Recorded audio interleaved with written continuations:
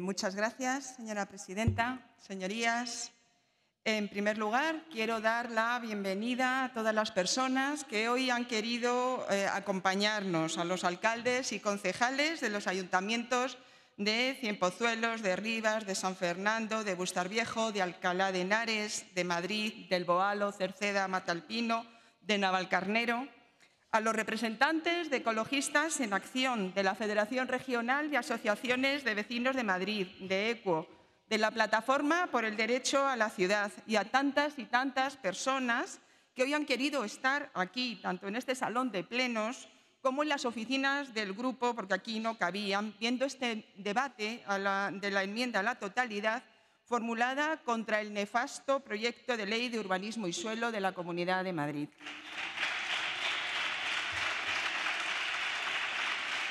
Porque si hay una palabra que describe tanto el proceso de elaboración del proyecto de ley como su contenido, esa es la de mentira.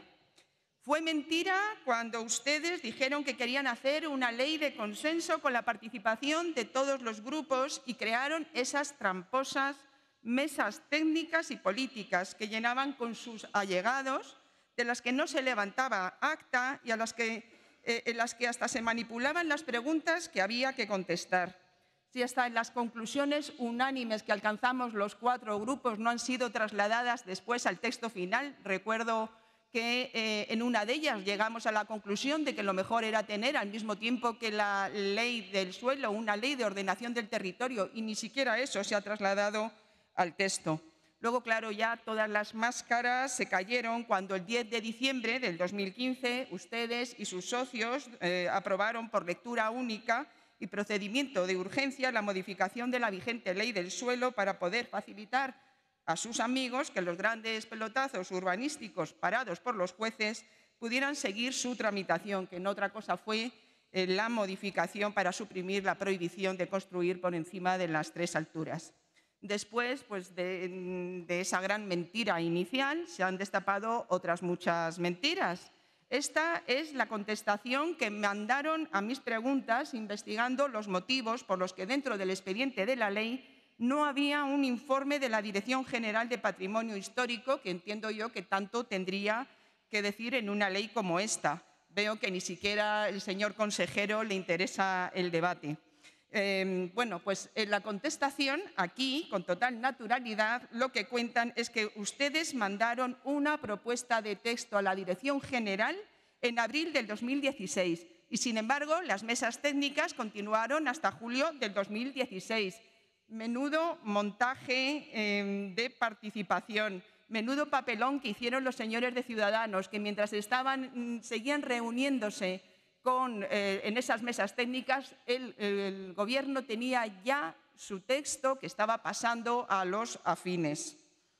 Es mentira también cuando hablan ustedes de participación de entidades como Ecologistas en Acción o la Federación Regional de Asociaciones de Vecinos en unas supuestas mesas sectoriales que en realidad fueron un paripé en el que de forma irrespetuosa se les pidió que expusieran sus propuestas, lo que hicieron en 1 hora y que, naturalmente, después ni una sola de esas propuestas ha sido trasladada al texto del proyecto de ley.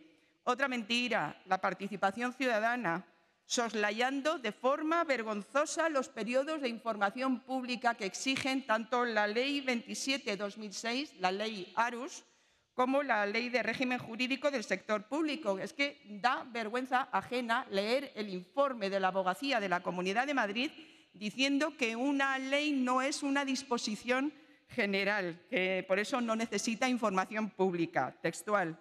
Y ya el remate, la gran mentira, sin duda la más grave, la que afecta al contenido del proyecto de ley, pero que es consecuencia directa de las otras dos. Porque hoy en día es imposible hacer una ley del suelo de espaldas a la ciudadanía, saltándose todo el proceso participativo y solo escuchando a las oligarquías para quienes nuestro territorio no es más que una oportunidad de negocio. Sería imposible, en el escaso tiempo que tenemos, desgranar todos y cada uno de los más que previsibles efectos perversos que tendrá este proyecto de ley si llega a aprobarse así. Pero si hay uno que contamina todo lo demás y que nos muestra las bases ideológicas que sostienen el proyecto, es el abandono del urbanismo como función pública. Se huye incluso de pronunciar estas dos palabras que la Ley 9/2001 pues, utiliza sin complejos, y ello ya se asume desde el propio artículo 1, donde se plantea que el objeto de la ley será regular la actividad urbanística, así de la forma más aséptica posible, que no se note que por ahí hay unas administraciones que tienen la obligación constitucional de dirigir las políticas urbanísticas de la región, porque hay un artículo 33.2 de la Constitución que dice que la función social del derecho de la propiedad privada delimitará su contenido de acuerdo con las leyes, y es justo esta ley del suelo la que tiene que delimitar y hacer y cumplir ese mandato constitucional. Una vez que se parte de la idea de que la Administración regional solo está para intentar moderar la actividad urbanística de los operadores privados, pues claro, el resto del ordenamiento urbanístico se desmorona como un castillo de naipes. Y ahí están los numerosos usos agresivos que se permiten en el suelo no urbanizable, tanto en el común como en el protegido.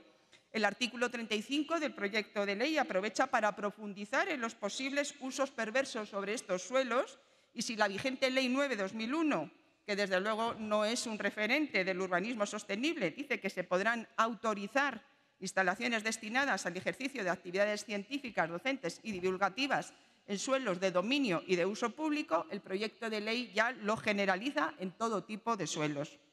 De la posibilidad de celebrar actos culturales, de ocio, banquetes, ya hablamos el otro día.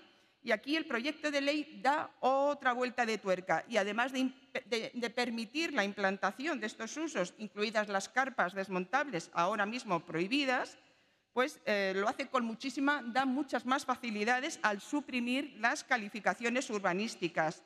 Y además introduce uno de esos conceptos jurídicos indeterminados que tanto les gusta a ustedes introducir en sus leyes a modo de coladero. Y dicen que esos usos se podrán hacer en edificaciones que tengan algún valor arquitectónico.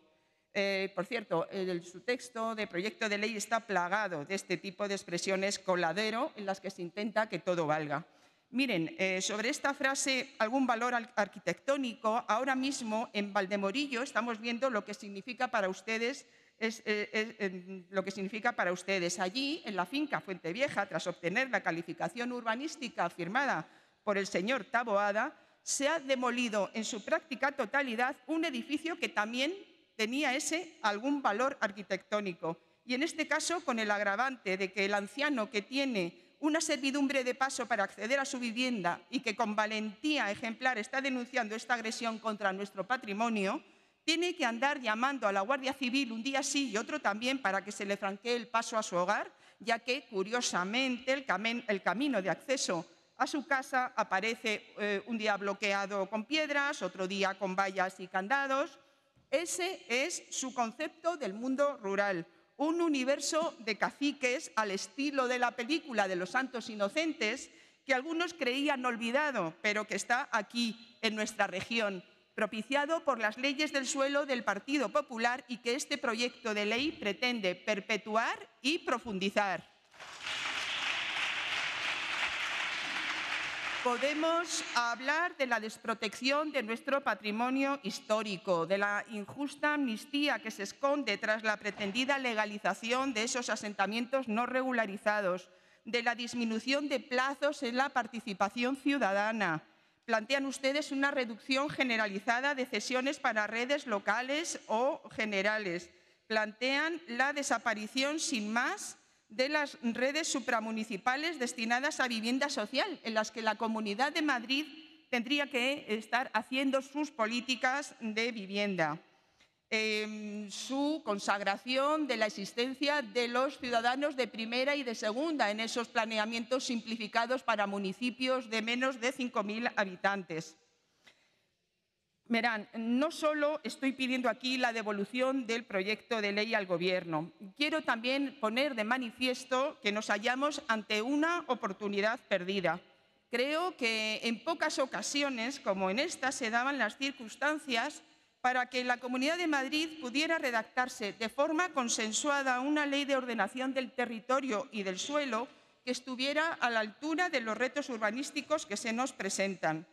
Era el momento de sentar las bases sobre las que construir las ciudades del siglo XXI que tanto necesitamos, cada una a su escala. El año pasado se celebró en Quito la conferencia de la ONU Habitat 3, donde se redactó la nueva agenda urbana para los próximos 20 años, a través de la cual se pretende alcanzar la integración entre urbanización y desarrollo sostenible, donde se habla de ciudades hechas a la medida de las personas que las habitan y no de los agentes inmobiliarios. Porque al igual que Rachel Carson nos hablaba de las primaveras silenciosas, ahora nosotros podemos hablar de las ciudades monocordes donde solo hay ruido de coches, donde no hay niños. ¿De verdad que no se han dado cuenta de que ya no hay niños jugando en las calles? De que para charlar con los vecinos o con los amigos en la ciudad tenemos que pagar por sentarnos a unas mesas situadas en unas aceras privatizadas de las que se ha expulsado todo intercambio ciudadano público. En el siglo pasado, Jane Jacobs ya nos alertaba de la tendencia a sacrificar nuestras calles al tráfico rodado, convirtiendo las aceras en meros espacios para el paso de transeúntes y la pérdida de su verdadera función. Nos decía Jacobs que es la de ser únicos e insustituibles órganos de seguridad ciudadana, de vida pública y de educación de los niños. O también ahora, cuando Saskia Sassen nos habla de los grandes retos de la ciudad global y de la necesidad de poner freno a los procesos de expulsión de las poblaciones más vulnerables. De dar respuesta a estos graves problemas actuales y reales es de lo que debe hablar una nueva ley del suelo en nuestros días. De forma meditada, estoy hablando aquí de mujeres y de las respuestas que han dado y siguen dando estas mujeres a los problemas para abordar el urbanismo. Porque frente a esa concepción mercantilista, jerárquica, autoritaria del urbanismo madrileño instaurado o permitido por la vigente Ley 9/2001, y que este proyecto de ley empeorará, es posible que empecemos a hablar de otro tipo de modelo, el de la ciudad inclusiva, accesible, pensada para la convivencia de las personas, donde se respeten los procesos de participación ciudadana y los valores históricos y ambientales de nuestro territorio, cuyo diseño ayude a mitigar los efectos del cambio climático. Y esto solo se consigue con un nuevo modelo de ley del suelo que no se parece ni de lejos al modelo continuista que se plantea en este proyecto de ley. Me hubiera gustado que la señora Cifuentes estuviera aquí escuchando el debate sobre la ley, que según sus palabras es la ley más importante de la legislatura. Pero quizá eso era mucho esperar y además nos da también una imagen muy clara de lo que supone para la señora presidenta esta ley. Entiendo que todavía no es tarde. Pueden ustedes permitir que prospere esta enmienda a la totalidad y que sin trampas nos pongamos a redactar un nuevo proyecto de ley entre todos. Escuchen a la sociedad civil. Escuchen a los ayuntamientos que se oponen a esta ley y que representan a un 73% de la población de la región de la Comunidad de Madrid. Por favor, no hablen a la señora Cifuentes de determinaciones estructurantes o pormenorizadas. Que sus asesores la hablen de cómo esas palabras van a influir en la ciudad construida, en la ciudad vivida. Demuestren altura de miras y no tengan miedo de volverlo a intentar. Cualquier cosa menos dejar pasar la oportunidad histórica que ha estado al alcance de sus manos de dotar a la región de Madrid de esa nueva ley de ordenación del territorio y del suelo consensuada que tanto necesitamos. Muchas gracias. Gracias, señoría. A continuación tiene la palabra el señor Gómez Montoya.